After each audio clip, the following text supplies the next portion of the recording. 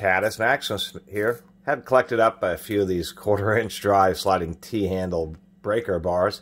Decided to do a quick little comparison just because I had built up a collection of these. A long time ago I made just a general video about both spinner handle breaker bars as well as these T-handles. So this is just providing a little bit of extra detail because I, once again, had picked up so many of these little 1/4-inch ones. Being sliding T-handles, all these are going to be quite similar to each other, although there are some marked differences, which is kind of interesting.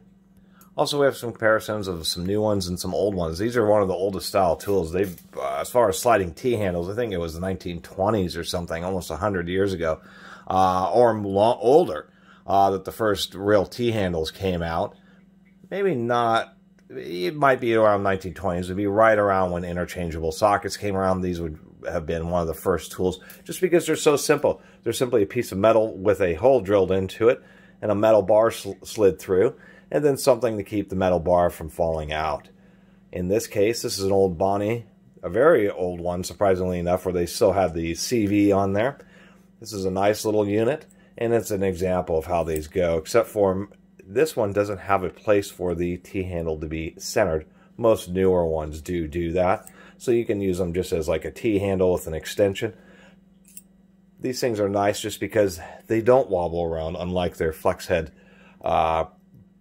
breaker bar counterparts, and so you just get a real nice feel and a real direct connection with the socket and fastener that you're working with, just because the handle can't flex around anywhere. It just really is locked in, and I actually like using these quite a bit.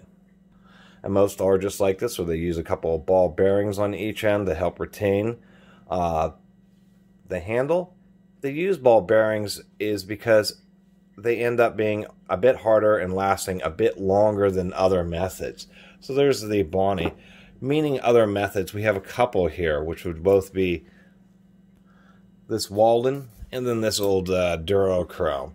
On this Walden, they have a ball bearing on one side. You can see that they kind of hand ground a center line, and it didn't actually even go all the way across. It may not come with this. This may have been some previous owner. But then, interestingly enough, they used knurling on this end to hold it. Not exactly the choice on that, but most of these tools really are absolutely the same. This is a Walden 3116. The only difference may be slight differences in the lengths of the handle. As we can see, this Walden's just a little bit shorter than this old Bonney here.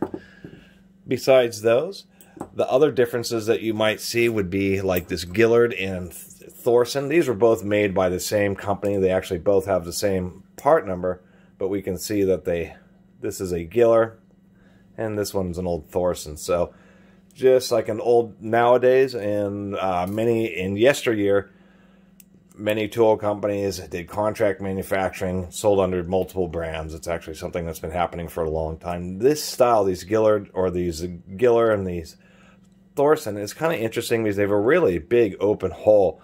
And instead of having a ball bearing in there, they have a post, which kind of hits the bottom of this little notch here, so you can pull the handle all the way out and it stops. What I do like about these is this particular function.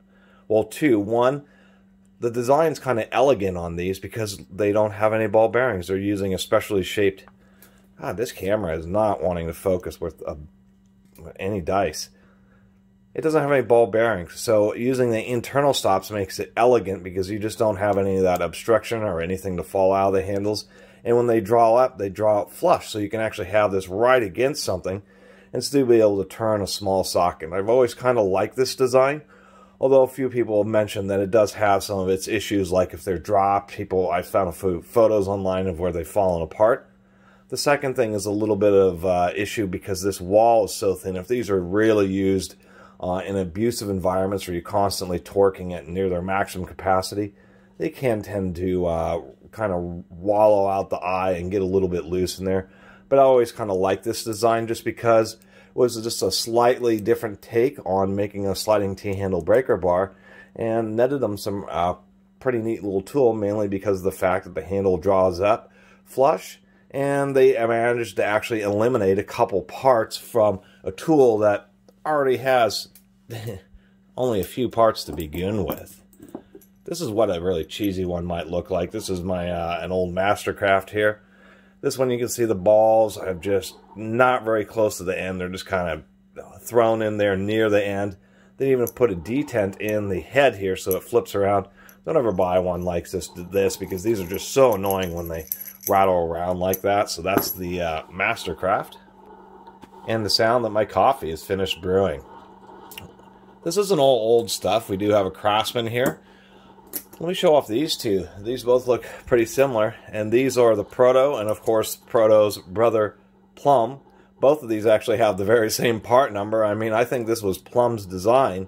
When Proto bought Plomb, they just continued to make their design and never stopped. I mean, I bought this Proto probably 10 years ago or something.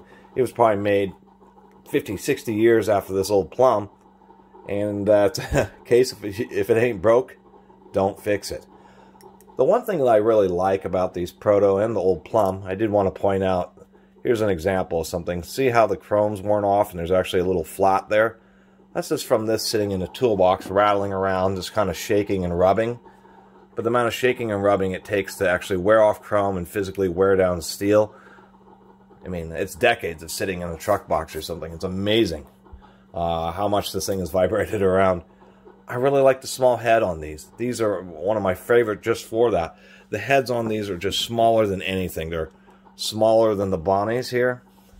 They're much smaller than this old Thorsen. And if we compare to huge ones like, say, this Craftsman or this Armstrong, the heads here are just way, way smaller. And so I do appreciate that because simply they're very compact. Even though the bar doesn't sit flush like the old Thorsen, we can see here if we actually match the center line of the anvil, the bar only sticks out a little bit more than what it does on the Thorsen, just because the diameter of the head on the Thorsen is so much more. So for a nice compact one, I really do like these Protos, and just kind of got the matching Plomb as well. And it's cheap to collect up 1/4-inch tools, and so that's why I built up a collection of these. But they're just cute and little handy ones, and I've always really liked these really small Proto breaker bars. And these are the 4785, so you can still totally get them.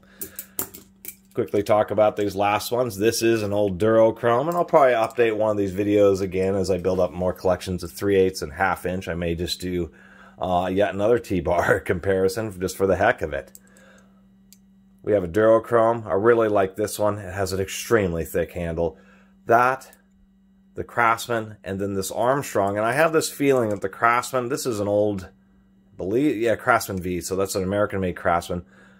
I believe this particular Craftsman tool was made by the Armstrong because the heads and everything are just all exactly the same diameter, exactly the same machining. This is an Armstrong, what is that, 938?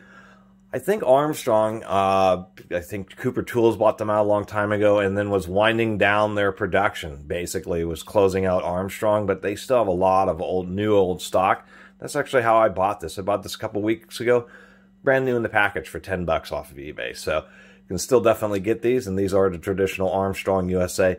These, I would say, are just absolute heaviest duty. These old Craftsmans, kind of like the Duro-Chrome, they just have enormously thick handles. If we actually compare the Armstrong to the Proto, you can see the handle is just really, really thick. And so the Armstrong isn't a joke as far as how strong it is. It just, of course, has a massive amount of bulk compared to the Proto. It's way larger than the Proto, but with that super thick handle and this super thick head, I am sure that the first failure point of this little Armstrong is you'll shear the square well before you ever bend the handle. So that's an option for people who just want a really nice heavy duty one, is they can get the Armstrong. So anyway, that was just a little video. I wanted to update on the variety of sliding T-handles, and just surprisingly enough, even for such a simple tool, a metal bar with another piece of metal put together, there is quite a few little oddities. And the last oddity, like on this Duro-Chrome, is they have a ball bearing on one side, but interestingly enough, they just did this little pinch on this side, and I don't really understand why, kind of like the Walden here, why on earth they would choose such a kind of oddball system there, but it's the way they did it. Anyway, that was my neat little review of all these little T-handle breaker bars. I really wanted to say I appreciate everybody who's been watching and subscribing and commenting. I'm forever working on trying to be better at responding to the comments. And if you haven't subscribed, please do. Until next time, Catus Maximus out.